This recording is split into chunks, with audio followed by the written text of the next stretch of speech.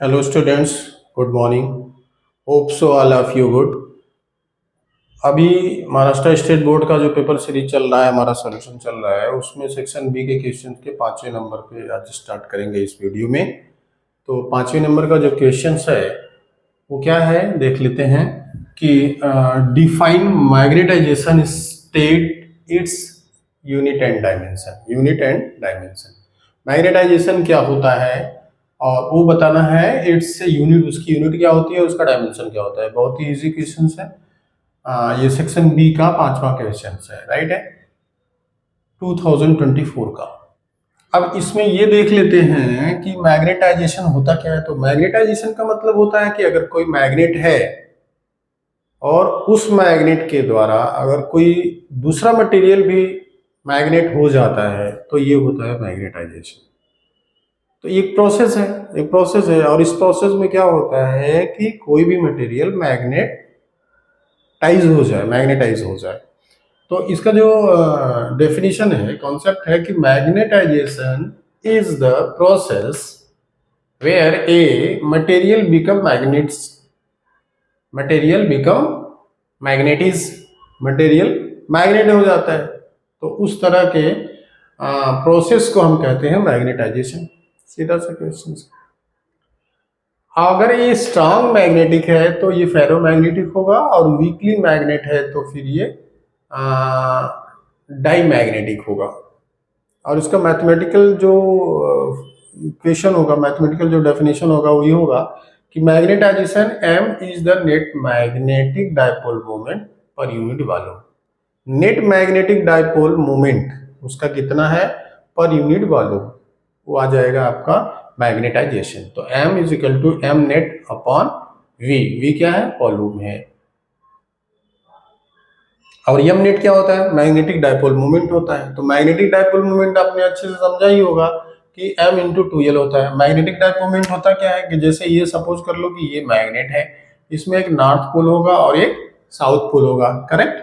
तो north pole होगा, south pole होगा, तो इसका कुछ पोल स्ट्रेंथ होगा m, और इनके बीच का जो डिस्टेंस होता है वो क्या होता है 2l।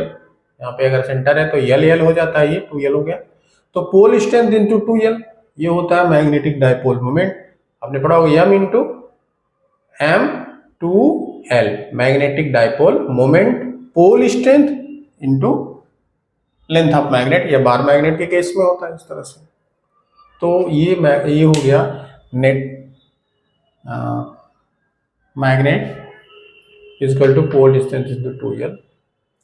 अब इसके यूनिट पे बात कर लेते हैं। यूनिट क्या होगा सर। अब यूनिट का मतलब होगा कि ये मैग्नेटिक डायपोल मोमेंट का जो यूनिट है और वॉल्यूम का जो यूनिट है ये कर देते हैं। तो मैग्नेटिक डायपोल मोमेंट क्या होता है, मैग्नेटिक डायपोल मोमेंट की unit m is equal to NIA होता है ना। ये भी एक डेरिवेशन हुआ है कि m is equal to NIA, magnetic dipole moment is equal to NIA। n क्या है, नंबर ऑफ टर्न्स है, I क्या है, करंट है, और A क्या है, एरिया है ना। इस तरह से सर्कुलर कंडक्टर में इस तरह से कंडीशन में आता है। तो n हो गया I का यूनिट हो गया एम्पियर, और A का यूनिट हो गया मीटर स्क्वायर। तो ये चीज को यहाँ रख देंगे, ampere metre square upon volume है तो मीटर क्यूब हो जाएगा। ये मीटर स्क्वायर मीटर क्यूब से कैंसिल होगा तो नीचे बचेगा मीटर, ऊपर बचेगा एम्पियर, एम्पियर पर मीटर आ जाता है, इसका यूनिट आ जाता है। तो ये यूनिट हो गया। अब बार डायमेंशन क्या करेंगे, तो बार डायमेंशन इसे यूनिट से ही देख लेंगे। एम्पियर को ए से लिखते हैं, एम्पियर को ए से लिखते हैं, और यम का मतलब लेंथ हो गया। तो ये हो गया एल इनवर्स, ये ऊपर जाएगा एल इनवर्स हो जाएगा। इसको प्रॉपर फॉर्मेट में भी लिख सकते हैं आप। तो प्रॉपर फॉर्मेट में लिखेंगे तो m0 l-1 t0 और a, इस तरह से ये हो जाता है। आपको ये क्वेश्चन कंप्लीट होता है मैग्नेटाइजेशन और उसकी यूनिट और डायमेंशन, ठीक है।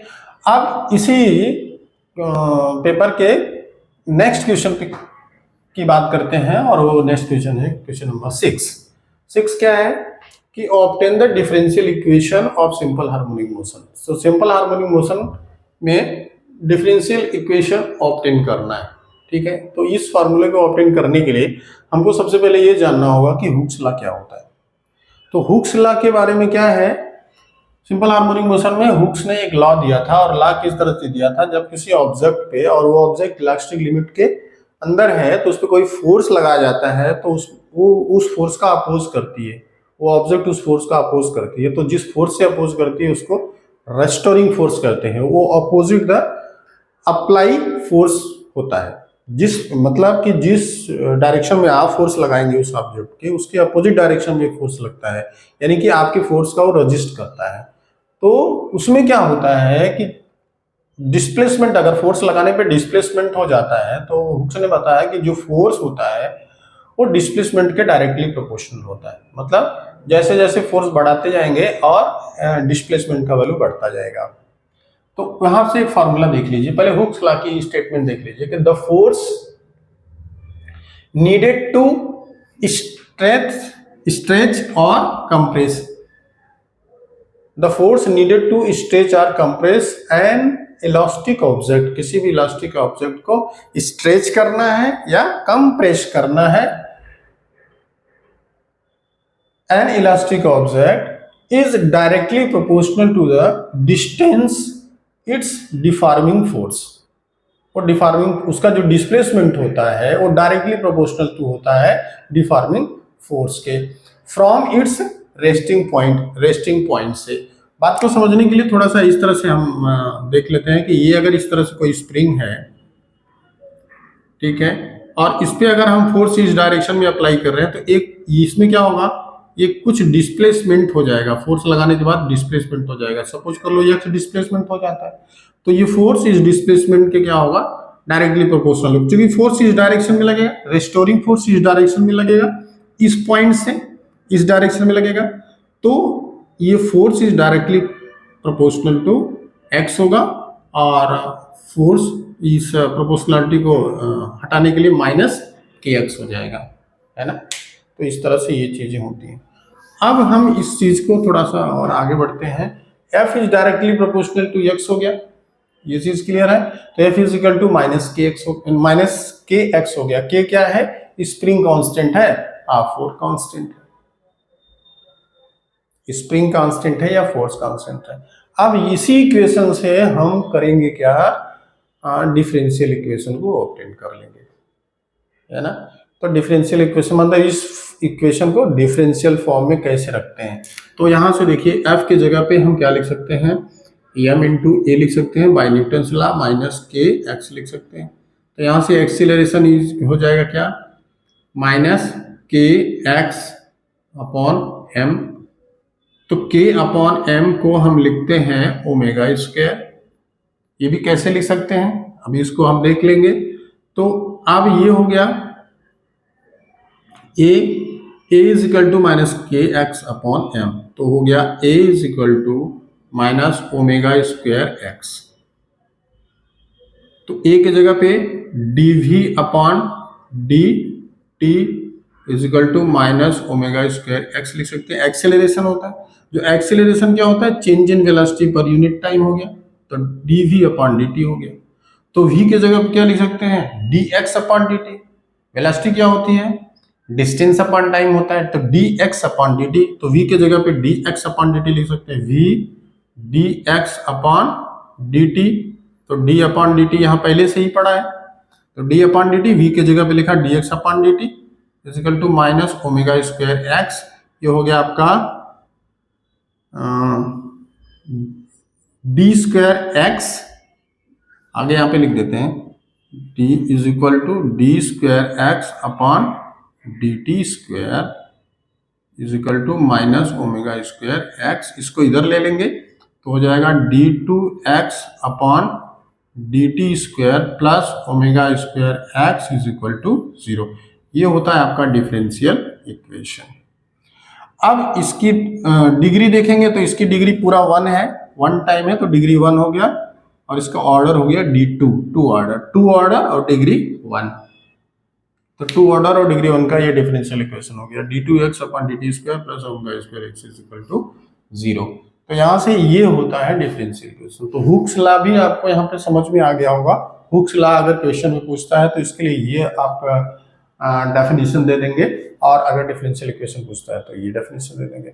यहाँ पे हम एक देख लेते हैं K/M equal to omega square. ये कैसे होता है जरा इसको देख लें। ये थोड़ा सा सेंटीपिटल फोर्स वाले फार्मूले से ड्राइव हो जाता है। सेंटीपिटल फोर्स मतलब कि सेंटर की तरफ लगने वाले फोर्स जो होते हैं, आपको पता है F is equal to mv² upon r। r क्या है? ये डिस्टेंस है ना, ये डिस्टेंस है। तो यहाँ पे हम कर लेते हैं, F के जगह पे क्या लिख सकते हैं? F के जगह पे अपन kx लिख सकते हैं, जैसा कि हुक्स लॉ के अकॉर्डिंग। तो m और v के जगह पे r ओमेगा लिख सकते हैं। v की जगह r ओमेगा होता है, तो r स्क्वायर और ये ओमेगा स्क्वायर अपॉन r होता है। तो ये r एक r से कैंसिल हो जाएगा। ये x जो है ये भी एक डिस्टेंस है, उसी डिस्टेंस के अकॉर्डिंग ये r है, ये भी डिस्टेंस है, दूरी। तो यहाँ से k इज इक्वल टू हो जाएगा m ओमेगा स्क्वायर, यहाँ से ओमेगा स्क्वायर हो जाएगा k अपॉन m। तो ये चीज यहाँ पे पुट करी है हमने। तो ये आ गया आपका हुक्स लॉ और differential equation of simple harmonic motion. तो इस तरह से ये दो क्वेश्चन हमने कंप्लीट किया, और ये दो क्वेश्चन को अब एक दो बार देख लेंगे तो ये चीजें कंफर्म हो जाएंगी। और मिलते हैं नेक्स्ट वीडियो में। आप देखते रहिए और सीखते रहिए। Thank you.